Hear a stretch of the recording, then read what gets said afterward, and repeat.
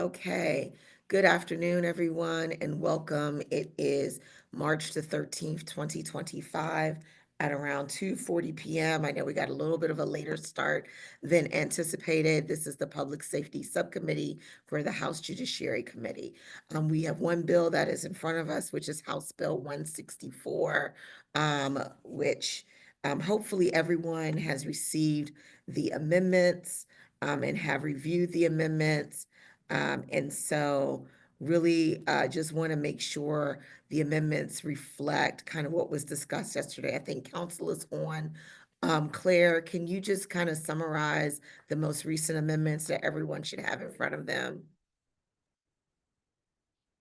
Yes. So the amendments are basically striking the original version of the bill and adding on the wrongful detainer statute under current law that's in the real property article, and then making a few changes to that statute.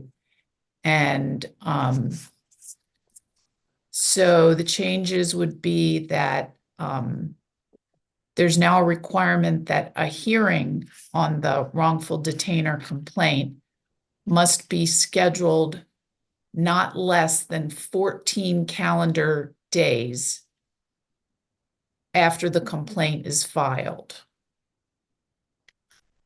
And is that right, Delegate Williams? Not less than 14 calendar days? Meaning at least 14? Okay.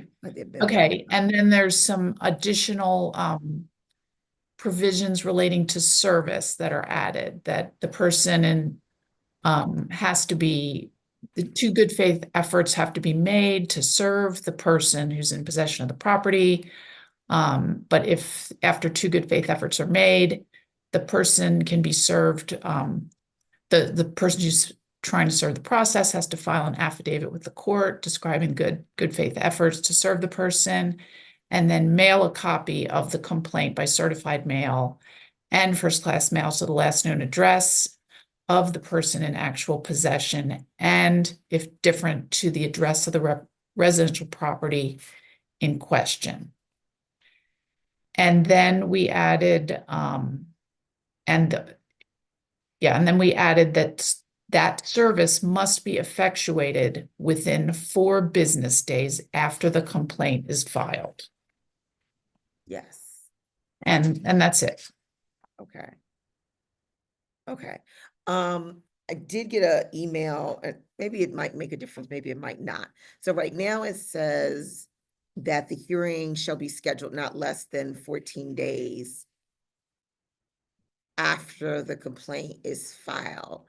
But then I had a note from Matt Hill saying that it should say the hearing shall be scheduled not more than 14 days after the complaint is filed, which I think is sort of the same thing, but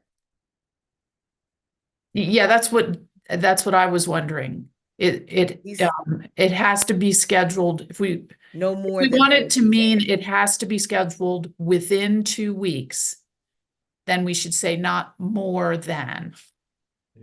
It should say not more than. If that is what you want, that to say that this hearing has to be scheduled within 2 weeks after the complaint has been filed. Yes. Okay. Okay. And I don't know if Mr. Hill is waiting in the waiting room. I'm just going by the email he sent to my office. I guess that was yesterday afternoon. If he is, we can let him in, but, and then I don't know if any of the other, oh, Judge Morrissey is here. Oh, good. Hi, Judge Morrissey. Good afternoon, everyone. Good. I guess we gave you plenty of time to get all the way down to St. Mary's County, huh? I'm good. I've done everything I need to do down here, so. Okay. And so, Judge Morrissey, I don't know if you had a chance to look at the amendment. And so what we're saying now, I think council has stated that the hearing will be scheduled not more than 14 days after the complaint is filed under this subsection. And again, like I said, I just want to make sure that that will work for you and the judiciary there. It is. I talked to Mr. Hill earlier this morning, and I was good with it. I think I'll leave it to him to speak what he thinks about it too. But I thought there was didn't we talk about there was something wrong with the wording where it said not less? I don't have it right in It front did of say me. not less, but Okay, we just discussed it and understood. to change Okay, it to not more. I'm good with that.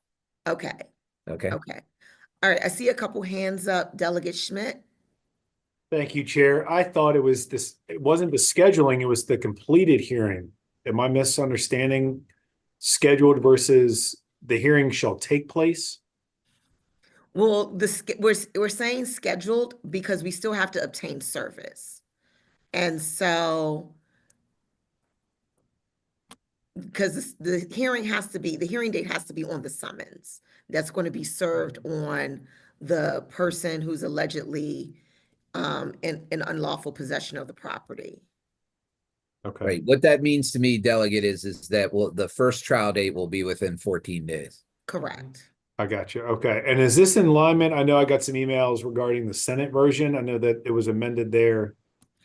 There is a different bill that's running through the Senate now as we speak. It is different than the Senate bill, which the Senate bill is dramatically different than this, to be quite honest with you all.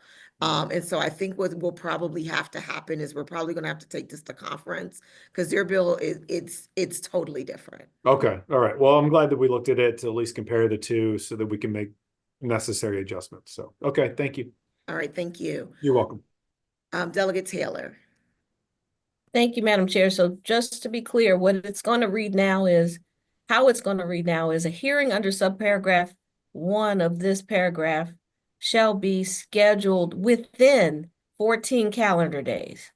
No, I think we said Not not more than 14 more. days after the filing of the complaint. So the hearing in theory could be 7 days after the complaint, it could be 10 days after the complaint, but not more than 14 days after the complaint. It's really going to be based on, and we want to give the judiciary that flexibility because, they have to maintain their dockets and those types of things. They know for scheduling purposes, kind of what would work for them in terms of the length of their dockets. Yeah, and delegate, you have to remember that it's the district court's a statewide system, so there are, everybody thinks of the very large courts, right? Like Prince George's and Montgomery County and things like that. But I have some tiny little courts like in Somerset where we don't operate all 5 days a week. So I move the judges around in those locations. So if Somerset's closed on a Friday, that judge is over in Salisbury helping them out in Salisbury. And that way I don't need another judge for the area. So it would help if the 14th day was a Friday, we wouldn't want to set it on the Friday because there wouldn't be a judge there. And when I die, I want to be a judge in Somerset County. So. Okay. Jeez. May I have a follow-up question? Sure, Delegate Taylor. So, I thought not less than the way it reads now, meaning we were giving at least 14 days. I thought we were talking about giving some cushion there. Maybe that was the rationale behind having the not less than 14 calendar days. Remember? Yeah, I think with the not more than, it still gives some cushion and some wiggle room. Well, then it just says you have 2 weeks. Yeah.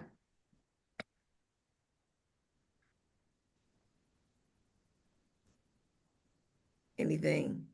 Does that answer the question? I Yeah. feel like there's another, okay. Okay, Delegate Simpson. So is this, I don't think we heard from Mr. Hill. Is this work for the public justice? Is this what they were requesting? I'm not sure if Mr. Hill is Yeah, on. he's here. He's here. He Okay, just unmuted. so he can speak. Mr. Hill. Thank you. We remain deeply concerned, but we can live with this. I mean, I would be concerned if there was a conference committee and this was due process was weakened even further from this very bare floor minimum. But we can live with this amendment. Thank you. And I see Mr. Pipkin here, who represents Maryland Multi-Housing. I know we sent to you guys the amendment as well, Mr. Pipkin.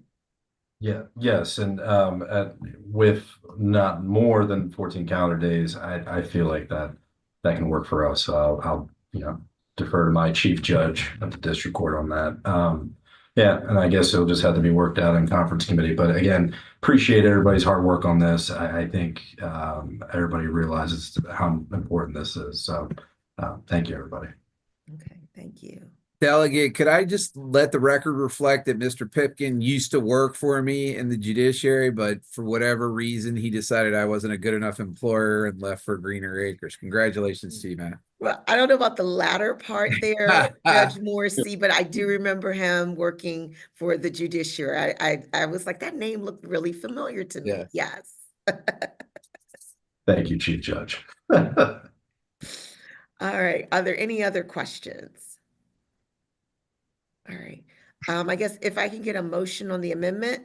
Move favorable on the amendment, Madam Chair. I second. Okay. And with the raise of hands, all in favor of the amendment? Or virtual hand, whichever works best for you. All right. At least seems like everyone's in favor of the amendment. The amendment passes. Oh, I don't have my little roll call sheet here. Okay. We're just going to make it up here. All right. Yes, Delegate Phillips. No, I was raising my hand. I'll put it down. Oh, okay. That was on the vote. Oh, okay. I'm prepared to move the bill if we're ready. Yeah, I'm ready whenever you are, Delegate Schmidt. Yeah, move the bill. Can I get a second? Second. All right, it's been moved and seconded, and I guess I'll just do my little roll call.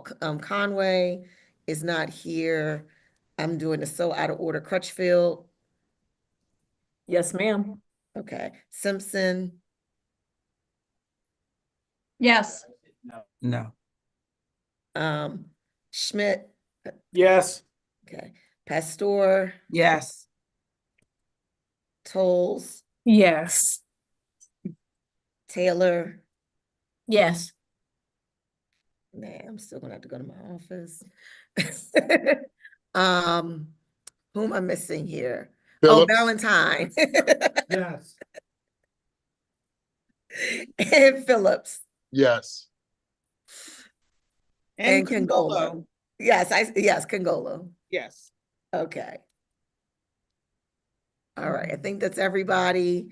Okay, thank you guys so much for working with us. The bill passes. And so then next we will have a voting session at some time as stated by committee staff.